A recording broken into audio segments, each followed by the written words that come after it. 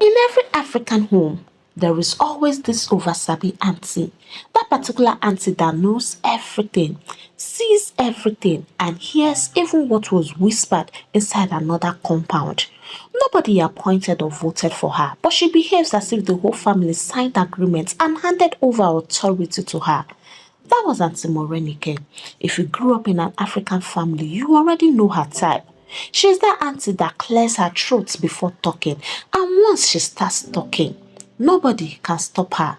And if you dare to interrupt her, she will say things like, I am still talking, oh, shut up, sit down, or I will leave here for you.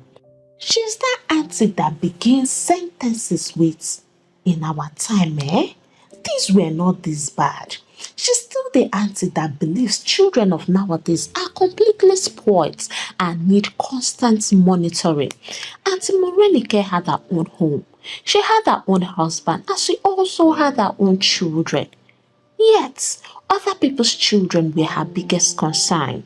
From morning to night, her eyes were outside, not on the road for safety, not on the farm for work, but on people's daughters. She believed strongly that if you leave girls alone even for 5 minutes, they will get pregnant. According to her, freedom was dangerous. She was the kind of auntie that could tell when a girl greeted too loosely, forming a nightingale. She could also tell from a girl's laughter that she was already falling in love. And once Auntie Morenike sensed that, she would not rest. If she entered the compound and saw a boy standing near any of her nieces, even if the boy was just standing and breathing, she would stop walking immediately. She would look at them from head to toe and then she would ask questions without giving them freedom to answer. Who is that boy? What is he doing here? How long have you known him? Why is he standing so close to you? What has he said to you? Where is he from? Hope he has not touched you. Even if the girl tried to answer, Auntie Morenike would not listen because in her mind she already knew the truth, and the truth was always bad. It did not matter if the boy was a classmate. It did not matter if he was a cousin, and it did not matter if he was seeking for direction. Once Auntie Morenike's eyes landed on the scene, the matter had entered a trouble zone. Sometimes she would not even ask questions. She would just shake her head slowly, and that shaking alone meant danger. Her nieces feared that shake more than slaps, because when Auntie Morenike shook her head, it meant she was already planning a visit to the parents. Before evening, she would show up, greet everyone, eat first, and then begin. I am not saying this to insult anybody, but if I don't talk, things will get spoiled in my father's house. These children of nowadays are something else. You people should watch your daughters very well with the eyes of a hawk. The kind of boys I am seeing around them are all screaming Yahoo boys and NFAs. And just in case you are wondering what NFA is, it means no future ambition. Just like that, a small innocent moment will turn into a family meeting. Parents will start watching their daughters closely. Girls will be questioned and punishments will be given. And then Auntie Morenike will go home satisfied. But while she was busy checking other people's daughters, her own daughter was changing. But she did not notice because her eyes were always outside. One day, she saw her youngest niece standing with a boy that sagged his trousers. Hey, God! It was as if the world had ended, and then she asked loudly with her meanest voice, who is that boy? Her niece froze because she didn't see the Oversabi auntie coming. Before the girl could answer, Auntie Morenike added more questions. How old are you again? Are your parents even aware you were here playing Romeo and Juliet? The boy himself became confused. He greeted, Good afternoon, ma. Auntie Morenike ignored the greeting with her mouth, but her eyes did the response. She faced her niece again as she quickly said, Auntie, he's my classmate. Auntie Morenike laughed. Classmates care. Okay, oh, Motibo. But tell me, is this place a classroom? The girl became silent and Auntie Morenike said, "Follow me." That statement alone meant disaster. She walked with the girl to her house, talking non-stop. In our time, girls respected themselves. In our time, girls do not stand anyhow with boys. Who born you now? By the time they got to the house, the girl was already exhausted. But Auntie Morenike was just warming up. She did not even rest. She said to the girl's parents, "I saw something today that I did not like." Her parents straightened their backs. "What did you see, Auntie?" "I saw your daughter standing with a boy. You know these ones that their trousers can never stay on their waist." "Eh? That was the kind of boy I saw your daughter standing very close to, talking and laughing." From there, everything scattered. The girl's parents used Dr. Do Good on her. This thing happened again and again. Soon, boys in the neighborhood started recognizing Auntie Morenike. Once they saw her coming, they would disappear. Some would pretend to be on phone. Some would cross the road to the other side, while some would suddenly remember urgent errands. Some boys completely avoided the compound, not because the guests were bad, but because Auntie Morenike was stressful. Her nieces noticed it as well.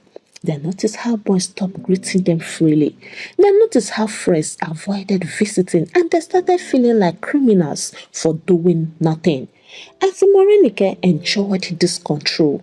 It made her feel important. She felt she was protecting the family's name and preventing shame. She did not know she was creating fear. She did not know she was hurting people, and she did not know she was pushing her nieces away. Worst of all, she did not do this to her own daughter because she believed her own child was different.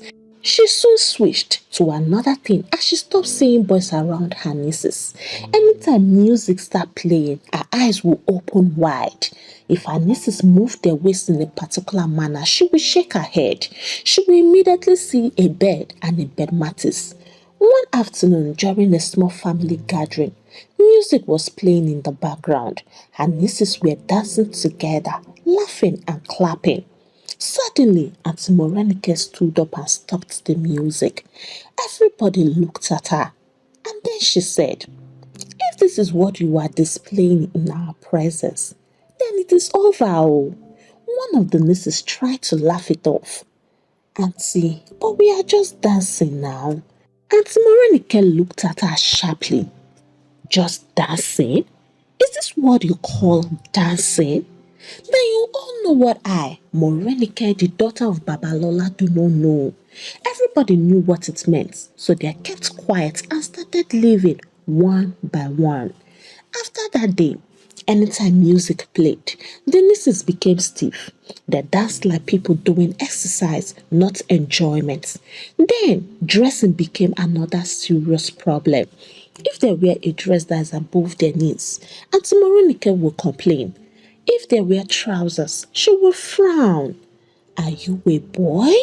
If they wear fitted top, that was another problem.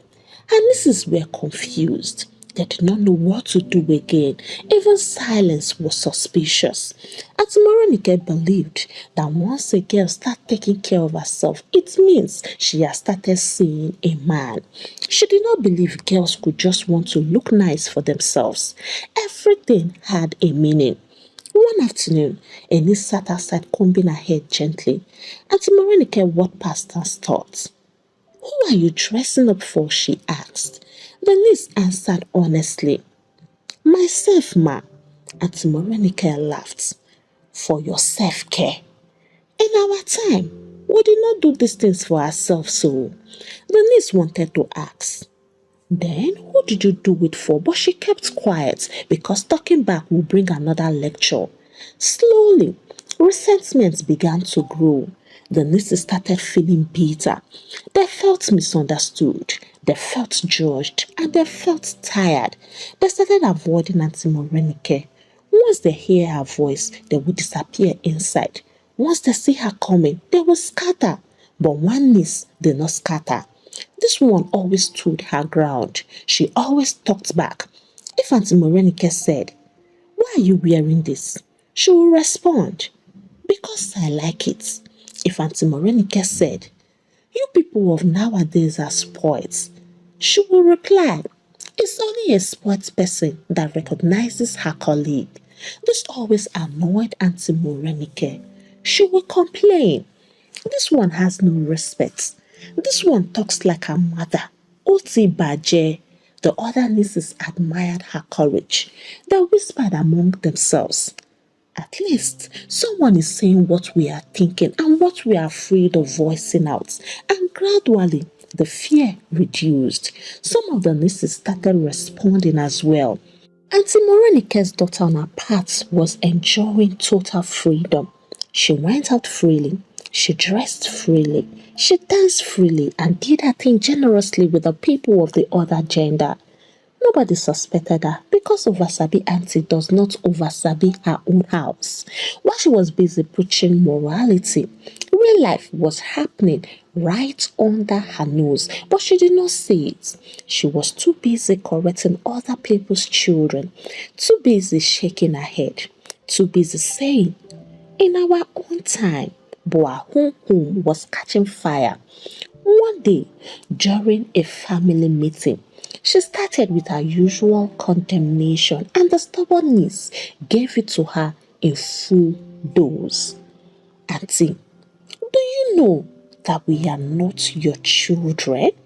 I hope you know you should be saying all these things to Teresa, your daughter, and not us. You should first remove the log in your eyes before trying to remove the speck in our eyes." The compound went silent. Auntie Morenike was shocked because this audacity was in another level. Murmurs filled the air and she felt insulted. "You have no respect," she shouted, and the girl replied, "Respect is not fear, Auntie." That response alone landed like thunder. And from that day, Auntie Morenike avoided her. Parents' eyes began to open and some even avoided her. They were tired as well. Her reputation changed from consigned auntie to troublesome auntie, but Auntie Morenike still felt justified. She told herself she was misunderstood and people did not appreciate her efforts. She did not know that something bigger was coming, something that would humble and silence her completely. On that fateful day, she woke up early as usual.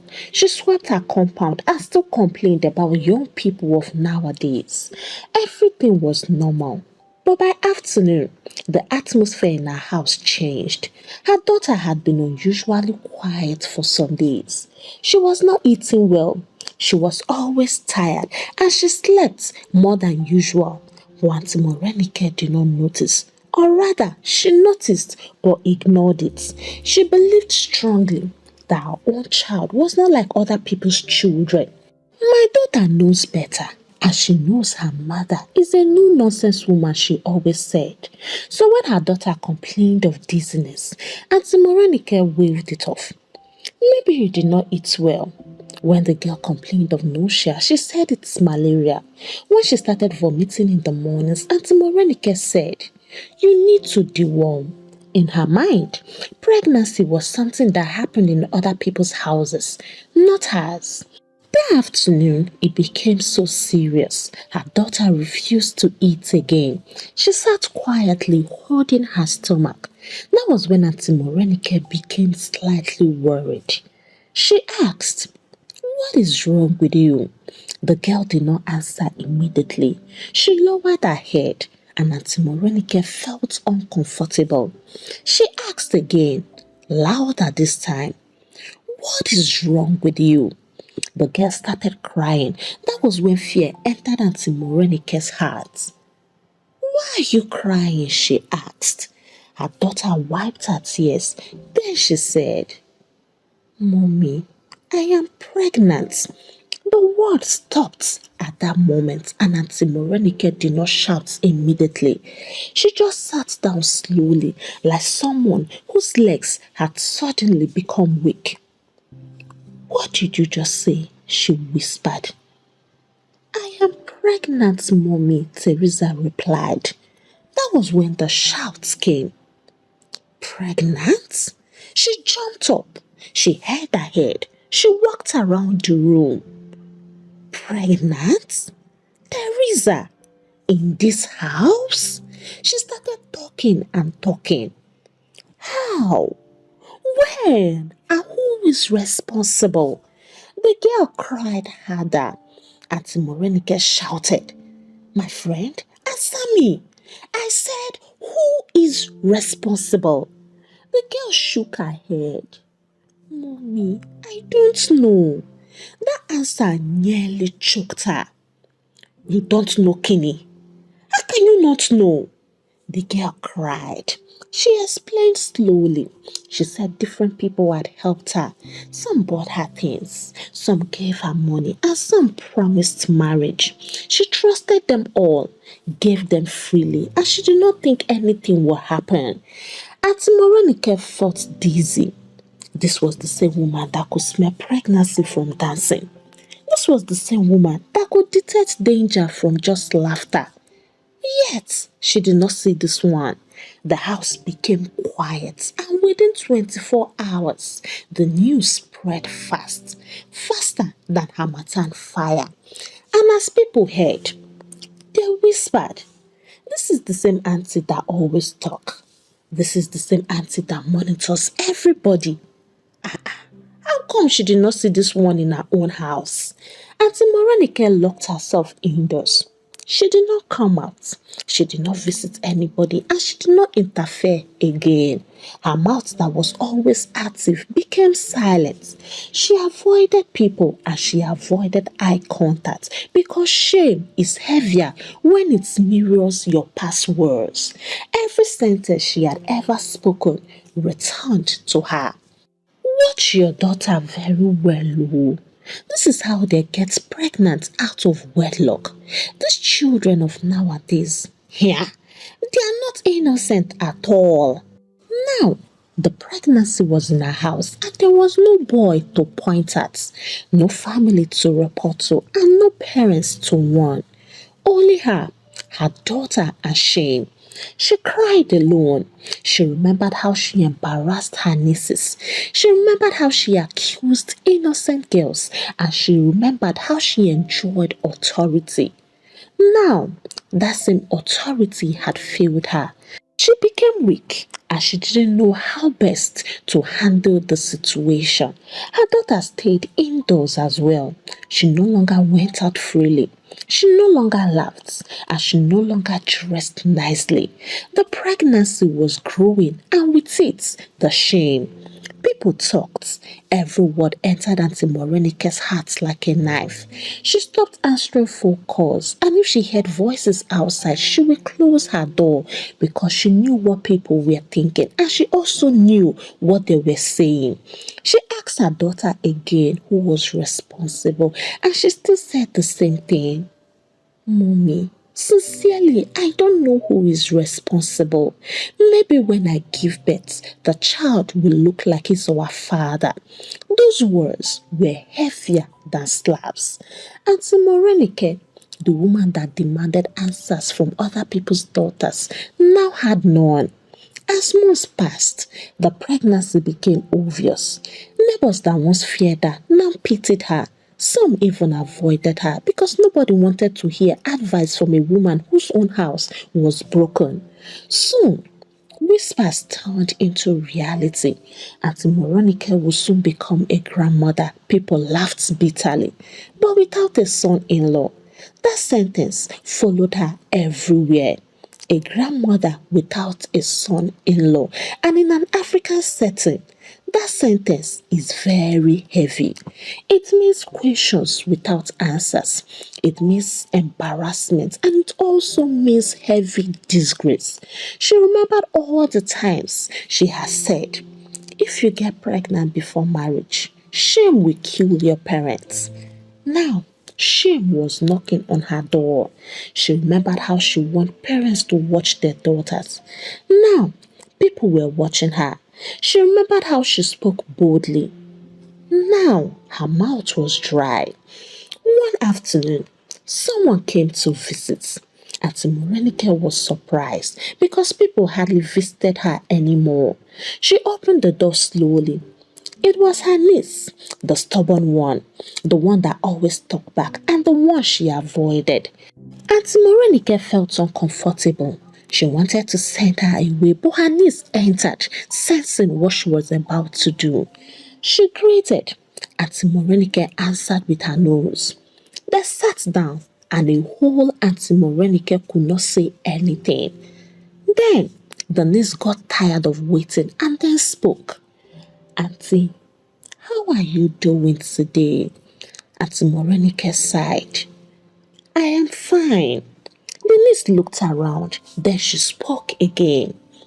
Auntie, do you remember all the things you used to tell us? Auntie Morenike did not answer. She already knew her coming was trouble. You used to say that if a girl dances, she has known a man. You used to tell us that if a girl dresses so well, she's attracting men. And you also said that if a boy stands so close to us, pregnancy has started. Auntie Morenike's eyes were filled with tears. The niece leaned forward. Auntie, I can't believe that you of all people will soon become a grandmother without a son-in-law. That sentence landed heavily and Auntie Morenike couldn't hold it again. She broke down. She cried and she covered her face. The niece did not send her. She added, if you are not a hypocrite, then I don't know what best to describe you as. Those words cut deep because they were true. You were busy molding other people's children, but the one God gave you that is answerable to you was left vulnerable. If you had used the same energy, maybe she would have been better. Auntie Morenike cried harder. She had no defense, no explanation, and no excuse. Her niece stood up to leave, and at the door, she turned back.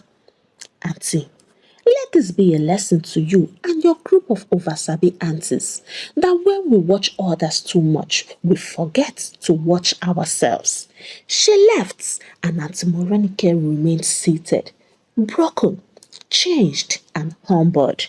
From that day forward, she was no longer the same person. Her daughter later gave birth to a baby girl, and as fate will have it, the girl resembled Auntie Morenike. Life continued. People came to greet them cautiously. Some came with pity and some came with silent judgment. As the baby grew, Auntie Morenike started backing the child. The same woman that used to walk with shoulders high now walked gently. At first, she did not step out too much. But one day, she decided to go to the market. As she walked through the streets, people saw her. Some whispered and some winked at her. Yeah, see her. So she's now doing Omugo without pay. Auntie Morenike heard them. She knew exactly what they were saying, but for the first time in her life, she did not feel embarrassed. She adjusted the wrapper holding the child on her back and walked on because something had changed inside her. She had finally understood that life is not a competition of mouths. All these years, she thought she was wiser than everyone. She believed she knew better than others and she judged people too quickly. But now, with the child's weight on her back, she understood that life does not always go the way we plan it. She understood that no matter how fast you run, life can still slow you down. And she also understood the truth of the scripture that says, the race is not to the swift, nor the battle to the strong. She focused on her home. She focused on raising the child with love. And she focused on being better, not louder. Hey, African Tales by Karma Tribe, how are you all doing? For me, I am doing just fine. I hope you enjoyed the story as much as I did. Permit me to ask you, was this story relatable? Do you have an Oversabi auntie like Auntie Morenike in your family or neighborhood? Or have you ever experienced someone who monitored everybody's children but forgot their own? And do you think these Oversabi aunties will reduce in our own time or they are here to stay? Kindly drop your answers in the comment section as I would love to read every one of them. Please don't forget to give the story a thumbs up, share out to your loved ones, and subscribe to this channel if you have not already done so. Until I bring the next interesting story your way, it is a goodbye from here and God bless you.